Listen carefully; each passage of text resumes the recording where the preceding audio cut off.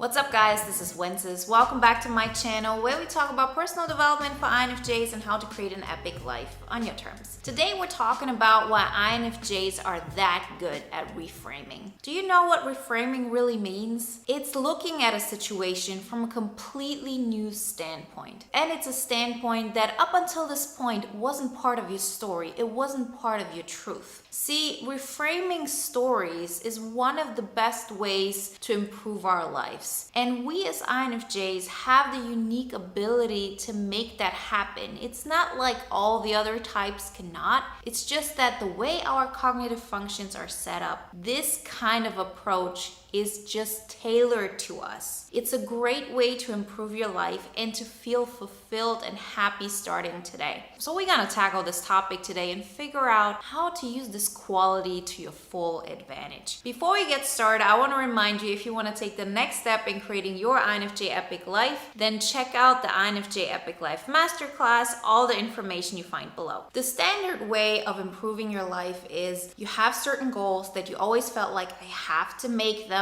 They will actually make me feel like I've accomplished something. And once I reach those goals, I will feel better about myself. Reality has shown us that this is not the case. You've seen people who've made millions of dollars, who've done all the successful things on paper and still feel miserable. And you don't even have to look at other people for this. You know this about yourself as well. How often have you had goals as in, okay, I'm gonna feel better once I have a job at like this company that is really well known and people will look at me and recognize that I have achieved something. How often have situations like this happen to you? And even when you reach it, you don't feel better. You still feel hollow inside. This is happening because there is a discrepancy between our goals and what is honestly going to make us happy. And INFJs are very keenly aware of it. That's why so many INFJs hold themselves back, because they already know, why go in that direction when this isn't going to make me happy? They've gone this road before and know that it's not going to make a difference. So how does reframing help you? Reframing helps by having a new understanding of how to look at the current reality. So if, for example, you always thought, okay, I have to be a lawyer at this company, or I have to be able to make good grades in this particular area, then I'm going to be happy. And you already figured out this isn't happening. But continuously you feel like there's this dilemma because you have to do this. You can't just give up on this. This will make you feel like a loser. This will make you feel like a failure. And you're stuck in this hard place, not knowing where to go. Reframing is changing your attitude towards it and understanding that going for that job, that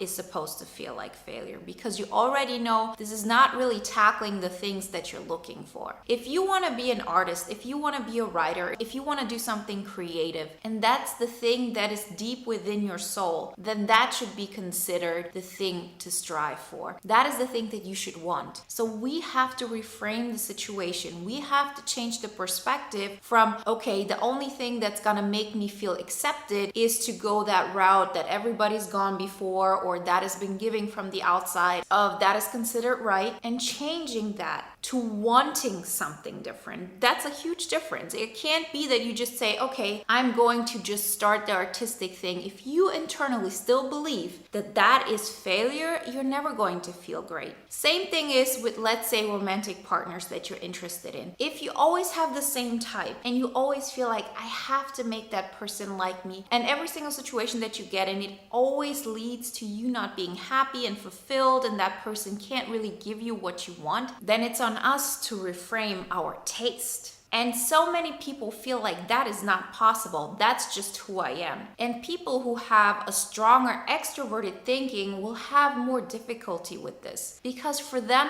there's a certain truth and that is objective. There's no way around it. If you have somebody who's considered the best catch, that person will stay in their mind as the best catch. They cannot just switch that up. If the only way they honestly believe for them to be happy is to succeed at a certain company, it'll be much more difficult for them to reframe that situation. Remember, there are two ways to create abundance and success. We either have a goal that is stable, that cannot be changed, and we go towards that and we bulldoze everything that's in the path of that. Or you change your goals, you change the things you want because you know that the things you've wanted so far have not brought you what really makes you happy. So we are going in the second direction. We are actually so much better at this because this is where INFJs succeeded. Think about it. The way our cognitive functions are set up. What is one of our greatest strengths? Our greatest strengths is to see things from other people's perspective. And if we can do that,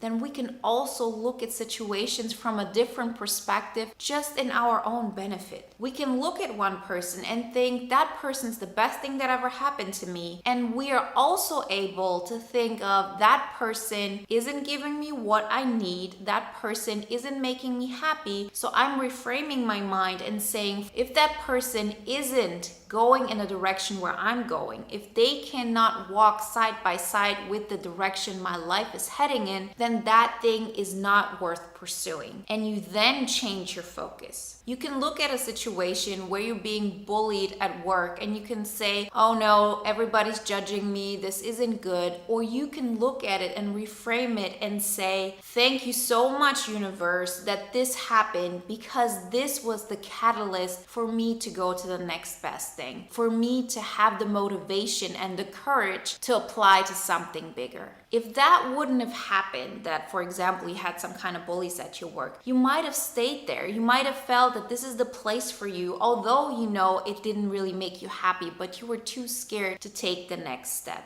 Reframing is an amazing quality and I do it all the time. And the more often you do that, the easier it gets because you understand that you start interpreting the world to your benefit. You might thinking, okay, but then I'm just lying to myself, but that's not the case. You might feel like this in the beginning, but the more often you tell yourself that new story, the easier it will be for your mind to believe it. Because remember, we're not looking for how does it look on the outside. Because let's be honest, nobody's looking at it from the outside. If you could be completely happy by something that doesn't correspond with the person you are today, why wouldn't you choose that? In the beginning, it feels strange because it's an ego loss. It's like saying, okay, right now, being at that company, for example, that seems like success. Being an artist seems like failure. But if you are only focused on you being happy and feeling successful, wouldn't you rather be an artist, feel really fulfilled, feel really successful, and not worry about that old version of you who would have thought, oh, what a failure she is, or what a failure he is for choosing that path and not being strong enough to stay in that job?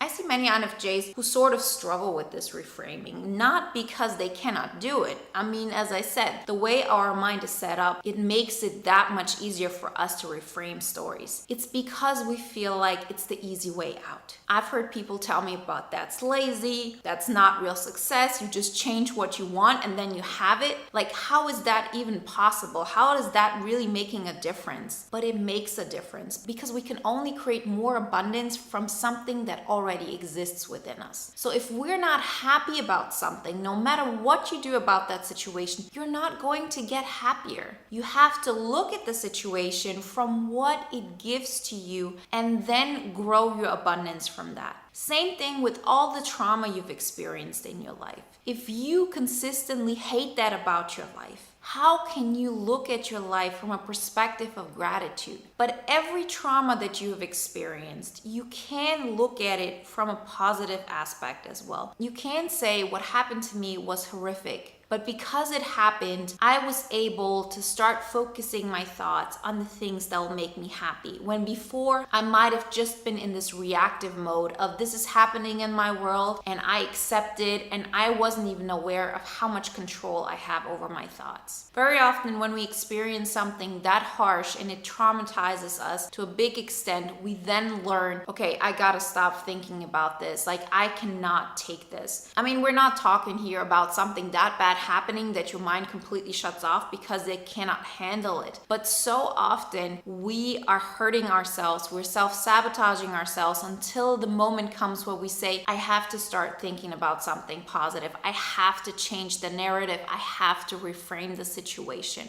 So absolutely everything that happened to you, you can look at it from a perspective of, because that happened, I was able to grow. Because the person didn't like me back, I understood that I deserve better. Use reframing as a part of your gratitude practices. Use reframing as part of your visualization, and you will see how you reach your goals that much faster. Because it's not just about saying, okay, I'm going to just be satisfied with what's going on in my world. It doesn't matter if you're an artist or you're working at that company that we talked about in this example. In both scenarios, you can grow. In both scenarios, you can have more abundance. And that abundance, you feel it. You know that you have more power. It's not just a monetary thing, and it's also not just a thing of happiness. It's everything. You can be successful in both of those arenas, but you'll be much more likely to be successful. And I'm talking about real success. I'm not talking about people looking at you and thinking you have a nice car, or people thinking that you have made it, or you being popular or anything like this. I'm talking about true success that is based on living that epic life where you know every day is exciting, where you can't wait to jump into the next thing, where you feel like you're growing, you get to inspire people, you get to share your message, you get to live something exciting where you know this is part of who you are, and you become bigger and bigger. And our goal in all of this is to continuously reframe stories that don't fit into this. To understand that the people maybe that you were attracted to are not the ones that are gonna help you to grow into the person you wanna be. To understand that maybe all those goals that were external that you thought you had to reach in order to be able to grow and to be successful, that they're not the right ones. These are all the things of reframing. You continuously reframe the story day by day, and it becomes clearer. You remove all of those blocks that were based on some so-believed truths that weren't truths to begin with. But in order to be able to do that, we have to understand that reframing is not the easy way out. Reframing is the best way out. It doesn't have to be hard in order for us to enjoy it. It doesn't have to be hard in order for us to feel like we're worthy of it. If we would practically be able to just switch it up like this and then have a new mindset that allows us to be completely abundant, why not? In reality, of course, it isn't that easy, but we can continuously lean into it. In order to do that, we have to understand the concept. We have to understand that reframing will change your life to the better. Because you can decide how you reframe a story. You can decide that things are happening for you, not against you. And every single situation you can interpret in a new way. It'll be hard in the beginning, of course, because if you've been telling yourself for decades that this is the only truth, that life sucks, that you're unhappy, that you're not being lucky in life, that you're broke, whatever stories you have been telling yourself, and I have been telling myself, like, I'm not taking myself out of this situation. I know very well that there are still stories in my mind, and I don't think in 5 or 10 years there are not going to be any more left. The only thing I know is that those stories become more and more in alignment with the person that makes me happy, the person I want to be. There is never an end point. There's never this thing of, okay, now I've made it. But once you learn that with every reframe, your life gets better, you're that much more open to it. So if you've been in a situation where you felt like I'm stuck, life doesn't make me happy, something has to change, I'm angry all the time, then understand this concept of reframing. Make it yours. Be open to changing your own beliefs and tell yourself those new stories. Tell yourself also the story that some people don't deserve to be in your life if they've been continuously hurting you when up until this point you thought that is the best person that is in my life. And you have allowed that person to be there. And when you have continuously allowed that person to diminish your power, your gifts, your light. Remember, we're the ones who are allowing these things. We're the ones who focus on what other people might be thinking. Remember, this focus is a judgment we have towards ourselves. If we are completely content with ourselves, we're not focused on how other people view us, not in a positive way nor in a negative way. We do that because with every single step we love ourselves more. With every single step we feel more powerful. With every single step we feel more alive,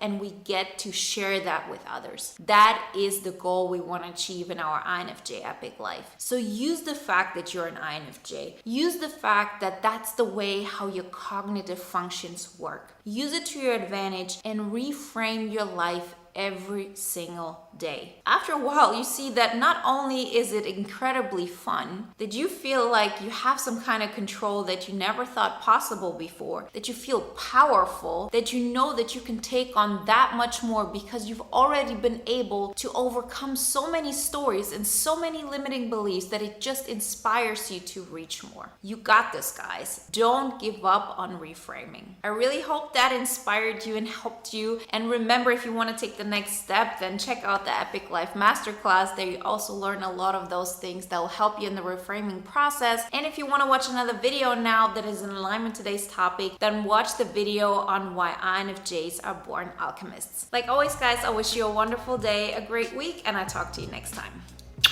Bye.